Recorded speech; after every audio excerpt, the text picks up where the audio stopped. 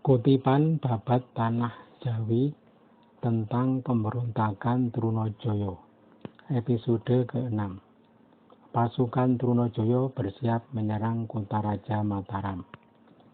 Menindaklanjuti kemenangan di Gadhok, Trunajaya lalu mengirim pasukan ke Mataram dengan pimpinan seorang prajurit pemberani bernama Dandang Wacana.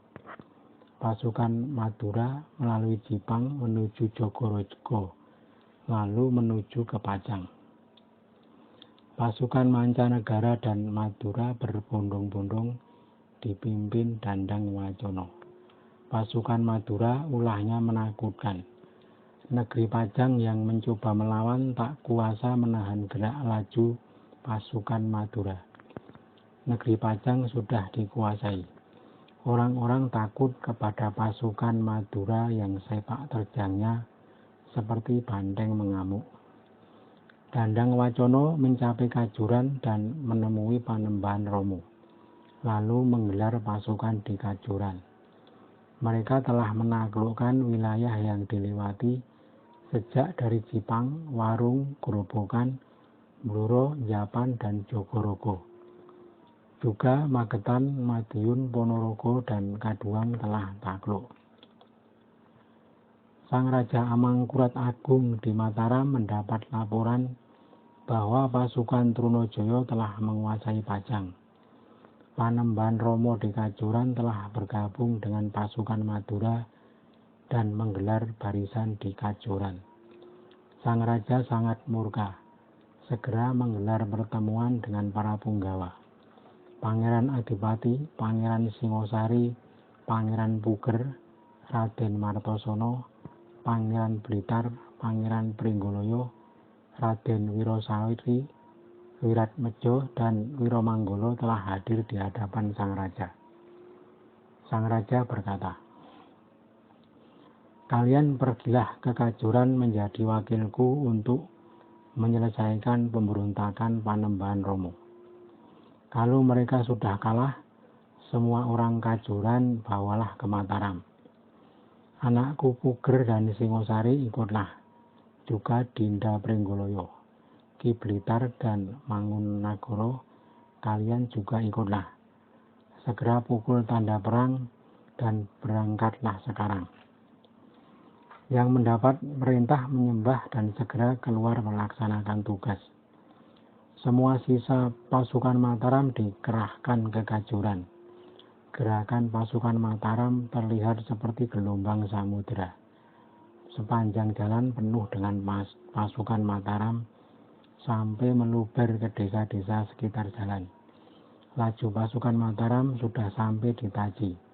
Kurang dari seperjalanan sudah mencapai Kajuran. Sementara itu di Kajuran, Panembahan Romo sudah menata barisan. Pasukan Madura dipimpin Dandang Wacana yang pemberani dan menakutkan. Semua pasukan sudah bersiap menahan serangan pasukan Mataram. Tidak lama kemudian pasukan Mataram tiba. Terdengar suara bendi ditabuh menggema di angkasa dan sorak-sorai para prajurit. Panembahan Romo sudah bersiap dengan persenjataan lengkap. Tidak lama kemudian pertempuran pun pecah. Pasukan Mataram menyerang dengan berondongan senapan. Kalah jumlah pasukan Madura. Terlihat mulai terdesak. Pasukan Mataram terus mengalir dari belakang. Orang-orang Kajuran turun membantu ke medan perang. Tetapi berapa jumlah mereka? Takkan mampu menahan serangan penuh yang dilancarkan pasukan Mataram. Pasukan Madura terus terdesak. Perlahan pasukan Madura mundur. Beruntung mereka diselamatkan malam. Pada malam harinya, Panembahan Romo dan Dandang Wacana berunding menentukan langkah berikutnya. Mengingat pasukan Mataram terlalu banyak dan mustahil dilawan, mereka sepakat untuk mundur ke timur bergabung dengan pasukan Trunajaya di Surabaya. Malam itu juga mereka lolos meninggalkan Kajuran. Perjalanan mereka tergesa-gesa sehingga banyak anggota pasukan tercecer di jalan. Paginya pasukan Mataram mendapati Kajuran telah kosong. Mereka segera menjarah seisi desa. Sisa orang Kajuran yang tinggal semua dibawa ke Mataram. Setelah itu pasukan Mataram kembali ke kota raja. Di lain pihak, pasukan Madura terus ke timur menuju Surabaya. Panembahan Romo sudah berkumpul dengan sang putra. Trunojoyo suka hati menyambut kedatangan sang mertua. Tahun telah berganti tanpa ada perang besar. Trunojoyo sudah mapan menguasai wilayah timur Pulau Jawa. Trunojoyo ingin memindahkan kota raja ke Kediri. Semua punggawa sepakat dan segera melaksanakan pembangunan kota raja baru. Setelah selesai, pasukan Trunojoyo dipindahkan ke Kediri. Di Surabaya ditempatkan kerabat dari Madura dan sejumlah pasukan untuk berjaga-jaga.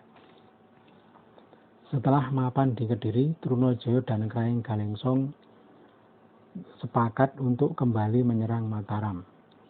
Menurut mereka, Mataram dalam keadaan lemah dan pasti banyak terjadi perpecahan, sehingga sekarang adalah waktu yang tepat untuk menyerang. Trunojoyo segera menyiapkan pasukan. Perjalanan mereka ke Mataram dibagi menjadi dua bagian. Satu bagian melewati Semarang, lalu ke Pingit dan menuju Terayem. Pasukan yang melalui Semarang dipimpin Ki Wongsoprono. Satu bagian lagi melewati Grompol, lalu menuju Pajang, dipimpin Mangkuyudo dari Madura dan Daeng Marewa serta Busung Marnung dari Makassar. Pasukan di timur telah melewati Grompol dan bersiap menyeberang Bengawan menuju Pajang. Orang-orang Pajang geger mendengar akan kedatangan musuh. Mereka mengungsi ke barat mencari selamat. Orang Madura pimpinan Mangkuyudo telah menyeberang Bengawan di Semanggi dan segera menuju Pajang.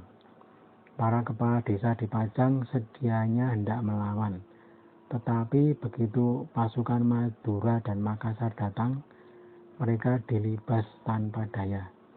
Banyak orang desa mengungsi ke Mataram atau ke gunung-gunung.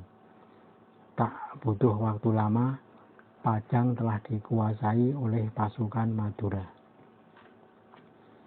Di Pajang, pasukan Madura dan Makassar menata barisan. Dandang Wacono ditunjuk menjadi pimpinan garis depan karena sudah berpengalaman di Pajang tahun lalu. Yang menempati sayap Aryo Mondoliko dan para pemuka pasukan Makassar, seperti Daeng Marewa, Daeng Makinci, Busung Marnung, dan Daeng Mabelah. Sepanjang perjalanan, pasukan Madura berbuat rusuh dengan menjarah. Desa-desa geger, semua penduduknya mengungsi. Perilaku pasukan Madura seperti iblis. Setiap bertemu lelaki dibunuh dan para perempuannya ditawan. Harta-harta dirampas, rumah-rumah dibakar. Perjalanan pasukan Madura sudah sampai di Taji. Mereka kemudian berhenti dan membuat markas di Taji. Sementara itu, pasukan Madura yang melalui jalan barat telah sampai di Terayem. Pimpinan pasukan Ki Wongsoprono memerintahkan agar pasukan berhenti dan membuat markas di Terayem.